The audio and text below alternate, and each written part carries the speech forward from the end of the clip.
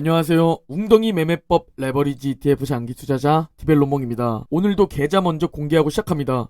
국내 계좌의 상승이 대단합니다. 나스닥 2배 레버리지가 18%로 환율이 높을 때 투자하고 있는 국내 계좌는 벌써 수익률이 10%를 넘어섰습니다. 그리고 미국 직투 계좌 역시 현재 마이너스 6%까지 말아올렸습니다. 이제 정말 계좌 양전이 눈앞입니다. 다시 또 계좌가 마이너스 두 자리로 갈 수 있습니다. 그러면 또 줍줍하면 그만입니다. 다들 이제 웅줍의 힘과 의미를 아셨을 거라 생각합니다. 제가 왜 마이너스 7천만원에서도 마이너스 40%에서도 걱정 없이 계좌 인증을 하며 끝까지 줍줍했는지 다들 이제 그걸 이해하셨을 거라 생각하고 이 모든 게 제가 여러분들에게 신뢰를 드렸다고 생각합니다. 금일 미국 증시를 살펴보면 오랜만에 반대 흐름이 나왔는데요. 다우가 가장 강세를 보였고 나스닥이 가장 약세를 보였습니다. 이 정도 말아올린 것만으로도 매수세가 여전히 강하다 라는 것을 확인할 수 있습니다. 어제 맵을 살펴보면 가장 먼저 피바다 테슬라가 눈에 띕니다. 테슬라는 일요일에 1분기 인도량이 발표되었는데요. 제 텔레그램에서는 일요일에 속보로 전달드렸지만 예상치를 소폭 상회하는 결과가 발표되었습니다. 여러분은 저 초록색 그래프를 봐야 합니다. 초록색 그래프가 바로 매년 1분기 인도량을 나타냅니다. 화면을 보면 아시겠지만 1분기 인도량을 살펴보면 아름답게 우상향하는 모습을 볼 수 있죠. 즉 판매량은 계속 성장하고 증가하고 있다 라는 모습을 알 수 있습니다. 그런데 주가는 왜 6%나 하락했을까요? 일단 이런저런 핑계를 가지고 그냥 조정에 대한 핑계를 대고 있다는 생각입니다만 그래도 그 핑계를 설명드리자면 판매 성장을 유지하려면 테슬라 차량 가격 또 인도해야겠는데? 라는 우려가 생겨난 겁니다. 그리고 테슬라 가격 인하는 수요 폭증이라는 호재로도 연결되긴 하지만 반대로 마진에 대한 압력으로 작용되는 악재로 연결되는 부분이기도 합니다. 이번 테슬라의 인도량 발표를 보니까 전문가들은 추가적인 가격 인하를 단행할 것이라는 그런 전망을 하는 겁니다. 왜냐면 생산량이 늘어나고 있어서 재고가 쌓이고 있기 때문에 이 재고 소진을 위해서 가격을 인하해 수요를 폭증시키는 전망을 하는 것이죠. 그리고 이는 수익성 악화로 연결됩니다. 그래서 주가가 빠진 모습인데요. 결국 해석하기 나름입니다.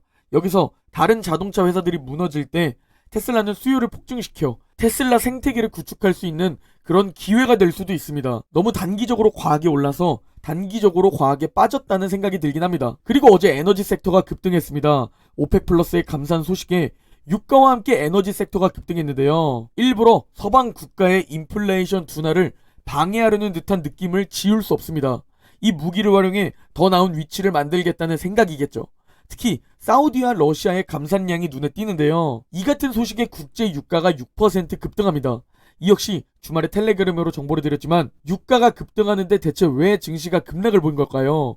유가가 급등하면 인플레이션 둔화를 방해합니다. 즉 인플레이션 둔화를 바라보는 현 시장에 매우 불편한 악재로 작용할 수 있다는 것이죠. 그리고 인플레이션 둔화가 방해된다는 것은 연준의 긴축이 더 오래 지속될 수 있다 라는 악재로 연결되기에 어제 풀이장에서 증시가 급락했던 겁니다.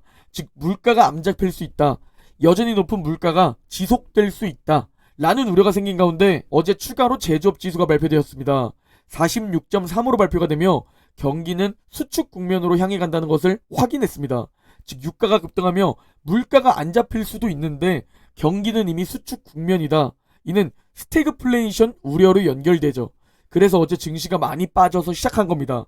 화면을 보시면 아시겠지만 2021년 이후 쭉 하락세를 보이고 있는데요. 이걸 자세히 확대해보면 현재 상황은 50 아래로 경기 수축 국면을 의미합니다. 즉 경제 둔화, 경기 침체를 바라보는 것이죠. 그리고 제가 이 수치가 50의 아래면 경기 침체에 대해 각오를 해두어야 한다 라고 항상 강조드렸었습니다. 그 이유가 바로 50 아래로 제조업 지수가 향하면 매우 높은 확률로 경기 침체로 연결되었기 때문이죠.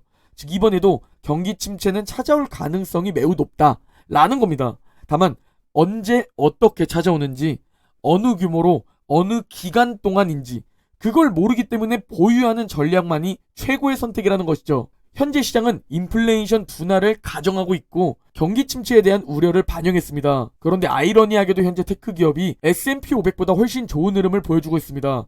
경기 침체에 대한 우려가 강해지고 있는데 금리 인상도 역대급으로 진행 중인데 말이죠.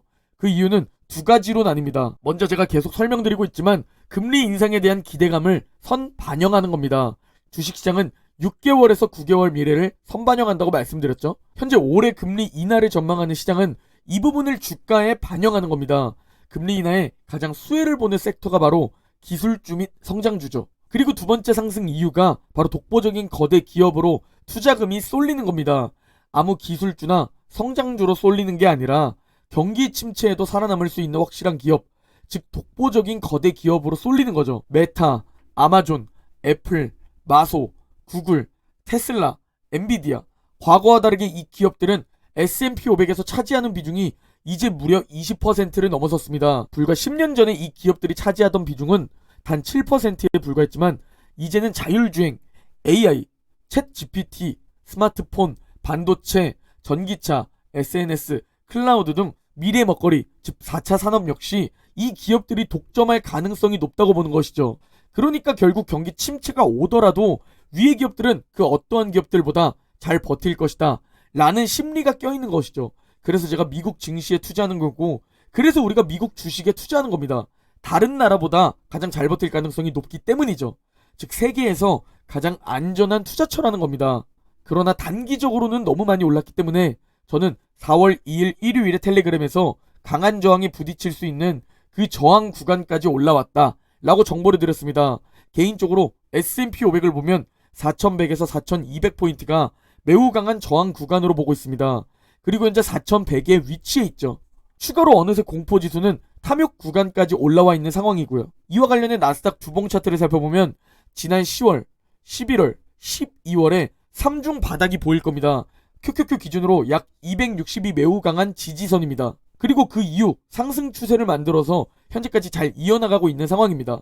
코로나처럼 V자 반등은 아니지만 결국 우상향 자산은 우상향하게 되어 있습니다.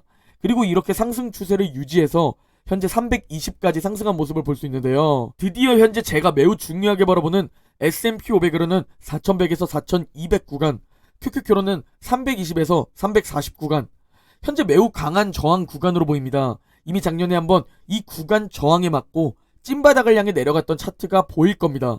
여기를 천천히라도 계속 두들기면서 결국 위로 뚫어내느냐, 아니면 작년처럼 결국 저항에 부딪혀 찐바닥을 보러 내려갈 것이냐. 우리는 앞으로 이 주가 흐름을 중요하게 봐야 합니다. 오늘 영상에서 너무 단기 저항, 조정에 대한 말씀을 드린 것 같아 긍정적인 소식도 공유드리자면 4월은 1년 중 가장 강한 달 중 하나로 꼽힙니다. 11월 다음으로 가장 강한 달이며 2000년 이후로 들어와서는 오히려 11월보다도 강한 모습을 보여주며 가장 강한 달의 흐름을 보여주었었습니다. 과연 3월의 강세 추세를 따라 4월에도 통계와 비슷하게 강세의 모습을 보여줄까요? 아니면 강한 저항선에 부딪혀 하락을 보이게 될까요? 우리는 오르면 오르는 대로 계좌가 상승하니까 좋고, 떨어지면 떨어지는 대로 웅덩이에서 다시 수량을 늘릴 수 있고 평단가를 낮출 수 있으니까 좋은 겁니다. 이제 다 경험해보셨지 않습니까? 오줄 웅줍 투자 원칙이 얼마나 중요하고 여러분들에게 가장 확률 높은 방법이라는 것을 말이죠. 이걸 인내심을 가지고 최대한 오래 지속하면 그 이상의 대가를 얻게 되는 것이고, 1년만 지속하면 그냥 용돈벌이 하게 되는 겁니다. 여러분이 만약 저와 함께 10년 이상 지속하면 남들과 다르게 여유있게 살 수 있게 될 겁니다. 제가 확신하고 있습니다. 오늘 영상은 여기까지입니다. 모두 행복한 한 주 보내시고 이번 주도 저와 함께 갑시다. 그럼 내일 영상에서 뵙겠습니다.